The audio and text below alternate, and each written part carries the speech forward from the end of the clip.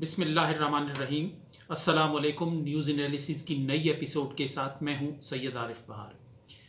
नाज़रीन, पाकिस्तान की सियासी तारीख़ बताती है कि यहाँ जो गद्दारी का लेबल और गद्दारी की जो इस्तिलाह है वो किसी हरकत से, किसी अमल के साथ वाबस्ता नहीं रही, बल्कि ये एक मौसम हो रहा है जो नज़रिए ज़रूरत से जन्म लेता है। और हर दौर में ये मौसम कभी किसी घर पर किसी कबाड़ पे दस्तक देता है तो कभी किसी और दहलीज पर आन खड़ा होता है। यूं जब वक्त गुजरता है तो ये मौसम भी रोटेट होता रहता है। किसी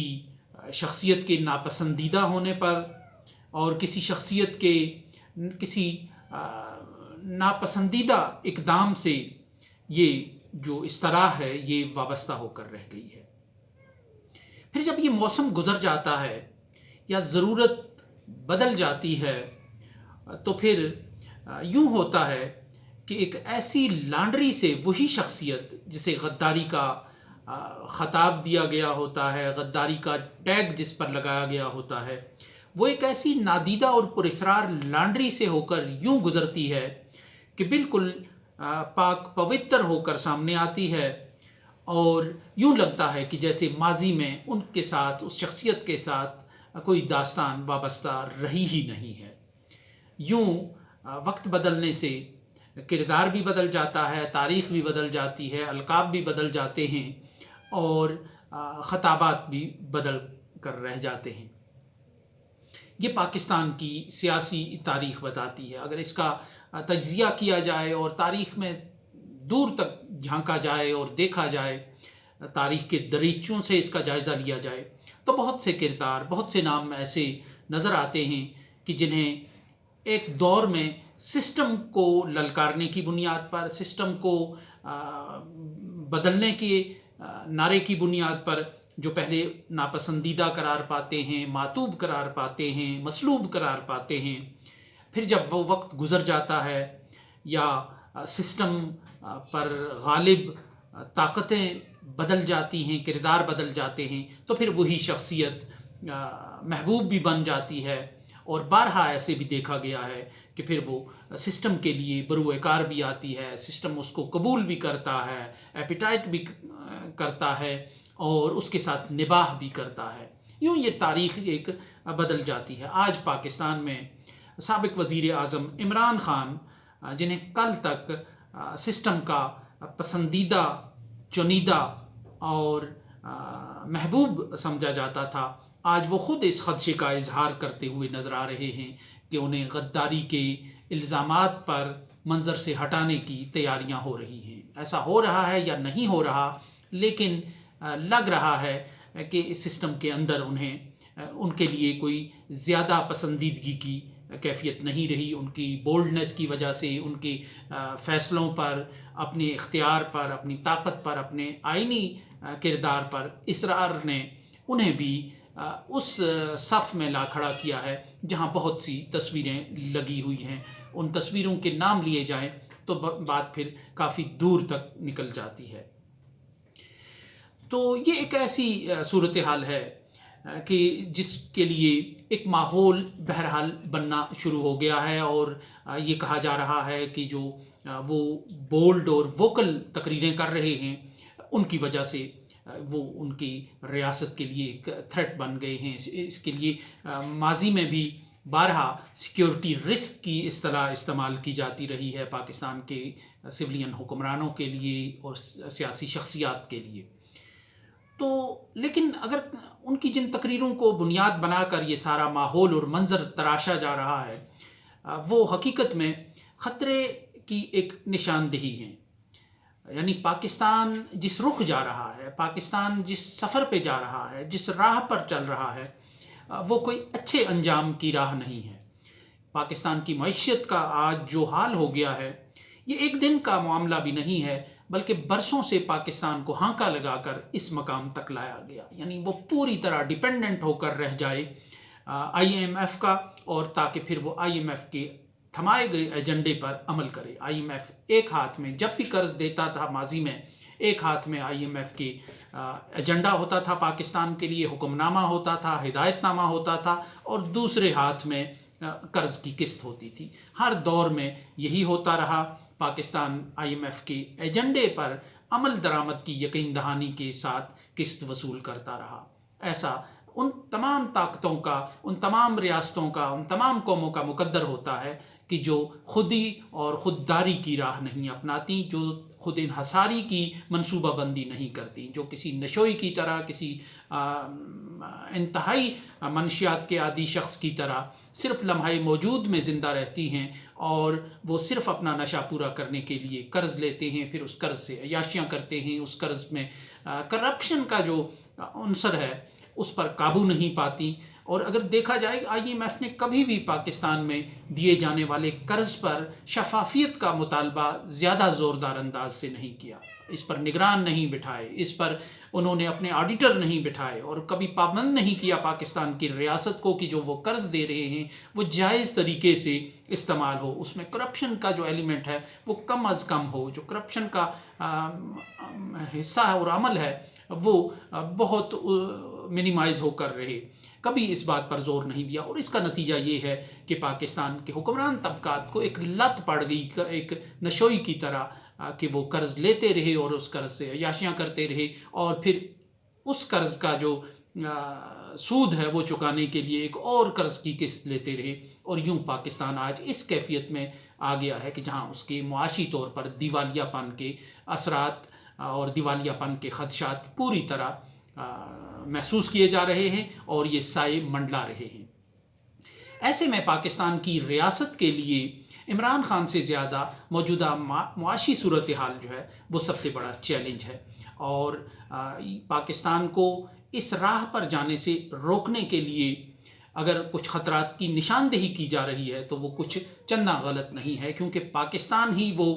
ایک ریاست ہے جو 1971 میں 2 لخت ہوئی، اور کچھ وجوہات تو اس کی گہری وجوہات تھیں۔ اور پھر اگر اور غور سے دیکھیں تو جو سوویت یونین ہے اس کا زوال کوئی بہت پرانی بات نہیں ہے، وہ ابھی ماضی قریب کی بات ہے کہ جب کرملن سے سوویت یونین کا پرچم لپیٹا جا رہا تھا اور وہاں روس کا جھنڈا لہرایا جا رہا تھا، جب وہاں کی اسٹیٹ کی کچھ اجزائے ترکیبی جو ہے وہ اجزائے پریشاں میں ڈھل رہے تھے، اور گورباچوف کو ایک تلخ فیصلہ کرنے پر مجبور کر رہے تھے کہ وہ ان سوویت ریاستوں کا بوجھ اتارنے کا اعلان کریں، ان کو آزادی دینے کے قانون پر دستخط کریں کہ جنہیں کل تک سوویت نظام کا، سوویت ریاست کا جزء لا ینفک اور اٹوٹ انگ سمجھا جاتا تھا۔ بالآخر ریاستیں جب وہ معاشی طور پر عدم توازن کا شکار ہو جائیں، جب ان کا خزانہ خالی ہو جائے، جب ان کے جو پیٹرول پمپس پر لمبی قطاریں لگیں، جب ان کی بیکریوں پر ڈبل روٹی کے لیے لمبی لمبی قطاریں لگنا شروع ہو جائیں، اور لوگ نان کے لیے جو ایک لڑائی جھگڑا کر کے ایک نان حاصل کرنے کی مقام تک آ جائیں، تو پھر وہ ریاستیں ان کے اسلحہ خانے دھرے کے دھرے رہ جاتے ہیں، ان کی فوج، ان کے جو میزائل ہیں، ان کا ایٹمی اسلحہ ہے، پھر ان کو باہر سے کسی دشمن کا خطرہ نہیں رہتا، وہ اندر سے اعصاب چٹخنے کا ایک عمل ہوتا ہے، اور اندر سے شکست و ریخت ہونے کا ایک عمل ہوتا ہے کہ جو پھر جب وہ ریاست مجبور ہو کر اپنے بازو، اپنے پروں کا، اپنے پیروں کا، اپنے جسم کے اعضاء کا بوجھ اتارنے لگتی ہے، جیسا سوویت یونین نے کیا کہ وہ جو ریاستیں تھیں کہ جن میں 6 مسلمان وسط ایشیائی ریاستیں بھی شامل تھیں، اور باقی جو مشرقی یورپ کی ریاستیں تھیں، ان کا بوجھ پھر سوویت یونین خود اتارنے پر مجبور ہوا، کہ یعنی جن ریاستوں کا، جن علاقوں کا، جن اپنے اٹوٹ انگ کا تحفظ کرنے کے لیے فوج کھڑی کی گئی تھی، اسلحہ خریدا گیا تھا، ایٹمی میزائل اور ایٹمی اسلحے کے انبار لگائے گئے تھے، ان ریاستوں کا بوجھ پھر رضاکارانہ طور پر اعصاب چٹخنے کے نتیجے میں خود سوویت یونین اتارنے لگا۔ تو یہ ایک نوشتہ دیوار ہے، یہ ان تمام ریاستوں کے لیے ایک تاریخ کا ایک سبق تھا کہ جو اپنے آمدن اور اخراجات میں توازن نہیں رکھ سکتے، جو اپنا لائف سٹائل، قومی لائف سٹائل قرض کے پیسوں کے ساتھ تبدیل نہیں کرتے، جو اپنی ٹیوننگ نہیں کرتے اپنی معاشی حالات کی وجہ سے، جو منصوبہ بندی نہیں کرتے اپنی معاشی حالات کی، ان کا مقدر پھر ایسا ہی ہونا ہے۔ یعنی سوویت یونین کے اس انجام کے بعد کہ جو دنیا کی ایک بہت بڑی اور دوسری سپر طاقت تھی، کہ جس کا جو کئی براعظموں تک جس کا جغرافیہ پھیلا ہوا تھا، کہ صرف معاشی حالات کی وجہ سے، صرف نانے جویں کی وجہ سے، صرف روٹی کی وجہ سے، صرف وہ پلاننگ نہ ہونے کی وجہ سے اقتصادی، وہ اس انجام کو پہنچ گئی کہ وہ ٹوٹ کر بکھر کر رہ گیا۔ اور یہ انجام جو ہے یہ تاریخ میں بہت سے لوگوں کے لیے ایک سبق تھا، ایک مثال تھی، لیکن افسوس ہے کہ اس سے سیکھا نہیں گیا۔ تو یہ جو ایسے مسائل ہیں کہ آج پاکستان کی جو معیشت ہے وہ زر مبادلہ کے جو ذخائر ہیں وہ سنگل ڈیجٹ تک پہنچ گئے ہیں، اور یہ تاریخ میں بہت کم ہوا ہے، اور پاکستان کو ہانکا لگا کے اس مقام تک لایا گیا برسوں کی محنت کے بعد، برسوں کے دباؤ کے بعد، برسوں کی پلاننگ کے بعد، کہ جہاں اب اس کی معیشت کو اٹھانے کے لیے نئے نئے مسیحا تیار بیٹھے ہیں یا تراشے گئے ہیں، بھارت جیسا مسیحا اور اسرائیل جیسا مسیحا بیٹھے ہیں اس انتظار میں کہ پاکستان کی معیشت گر جائے اور وہ سہارا دینے کے لیے تجارت کے نام پہ، سفارت کے نام پہ آگے بڑھیں، اور اس مرد بیمار کو جو آج پاکستان کی معیشت ہے اس کی مسیحائی کر کے اسے دوبارہ کھڑا کریں۔ تو یہ ایک گہری پلاننگ کا نتیجہ ہے، اور یہ ایسے ان خدشات کا، ان خطرات کا یہ کوئی متس نہیں ہیں، یہ بلو پرنٹس بنے ہوئے ہیں امریکہ کے تھنک ٹینکس کے۔ ابھی دور کی بات نہیں ہے، گزشتہ دہائی میں ہی ایسے نقشے سامنے آئے تھے امریکی تھنک ٹینکس کے، کہ جن میں 2015 کے بعد پاکستان نام کی کسی ریاست کا، کسی مملکت کا وجود نہیں تھا، اور اس پر بڑی لیدے ہوئی تھی۔ اسی طرح پاکستان کے ایٹمی اثاثوں کو ہتھیانے کے لیے یہ گزشتہ دہائی میں عام خبریں ہوتی تھیں، وہ امریکہ کے اخبارات لکھتے تھے، ہم رپورٹ کرتے تھے، بارہا ہم نے ان پہ کالمز لکھے، اپنی ریسرچ سٹڈیز میں اس کو استعمال کیا کہ امریکہ ایک ایسی فورس لایا ہے اس خطے میں کہ جب پاکستان کی خدا نخواستہ ایک بلکنائزیشن کا ایک خطرہ ہو جائے، انارکی پیدا ہو جائے، تقسیم کا خطرہ پیدا ہو جائے، تو وہ فورس سریع الحرکت فورس آگے بڑھ کر پاکستان کے ایٹمی اثاثوں کا کنٹرول سنبھالے۔ اور یہ بھی کہا جاتا تھا کہ گزشتہ دہائی میں یہ فورس اسلام آباد کے نواح میں لا کر کسی کور میں بٹھا بھی دی گئی تھی، یا افغانستان میں موجود تھی کہ وہاں سے تیزی کے ساتھ یہ آ کے یہاں کنٹرول کرے، کیونکہ اس وقت ایک متھ یہ کھڑی کی گئی تھی کہ پاکستان دہشت گردوں کے کنٹرول میں آ سکتا ہے، اور اس کے ایٹمی اثاثے اسامہ بن لادن یا القاعدہ کے ہاتھ لگ سکتے ہیں، اور القاعدہ کے ہاتھ لگنے سے بچانے کے لیے یہ سریع الحرکت فوج ضروری ہے۔ اسی طرح بھارت کی طرف سے آپریشن کولڈ سٹارٹ جو تھا، وہ اس کا سارا مقصد وہ پاکستان سینٹرک تھا، اور اس آپریشن کو ناکام بنانے کے لیے جو نصر میزائل تھے، جو چھوٹے ایٹمی ہتھیار تھے، وہ پاکستان نے اسی آپریشن کو ناکام بنانے کے لیے بنائے تھے۔ اس لیے یہ کہنا کہ پاکستان کو کوئی خطرہ نہیں ہے، پاکستان کی طرف میلی آنکھ سے دیکھنے والے کا یہ سے وہ کر دیا جائے گا، وہ جو ملک 1971 میں ٹوٹا تھا اس کا نام پاکستان ہی تھا، اور اس کی وجوہات جہاں اندرونی تھی وہیں اس کی بیرونی وجوہات بھی تھیں، بیرونی منصوبہ بندی بھی تھی، بیرونی پلاننگ بھی تھی، اور یہ جو سوویت یونین نام کا ملک معیشت کے عدم استحکام کی وجہ سے ٹوٹا ہے، یہ بھی کسی مریخ کا کوئی ملک نہیں تھا، یا یہ محض ایک افسانہ نہیں تھا۔ ہم نے سب وہ مناظر دیکھے ہیں، آج بھی لوح حافظہ پر وہ ثبت اور محفوظ ہیں وہ مناظر، کہ جب سوویت یونین کی ایک شکست و ریخت ہو رہی تھی، بلکنائزیشن ہو رہی تھی۔ تو اس خطرے کی نشاندہی کرنا، اور خطرے کا احساس کرنا، اور خطرے کو ابھار کر پیش کرنا، یہ غداری نہیں ہو سکتا، لیکن مبالغہ آمیز انداز میں خطرے کو پولیٹیسائز کرنا، اپنے سیاسی مخالفین کے ساتھ ان کو نتھی اور وابستہ کرنا، یہ بہرحال نہیں ہونا چاہیے پاکستان کی پولیٹکس میں۔ تو اس وقت جو حکومت ہے، جو سسٹم ہے پاکستان کا، اس کو سب سے بڑا جو اس کا مسئلہ ہے، مسئلہ اول ہے، وہ غداری کی فیکٹریاں کھولنا نہیں، بلکہ ٹیکسٹائل کی وہ فیکٹریاں بند ہونے سے بچانا ہے کہ جو توانائی کے بحران کی وجہ سے جس کا خطرہ اور خدشہ پیدا ہوا ہے۔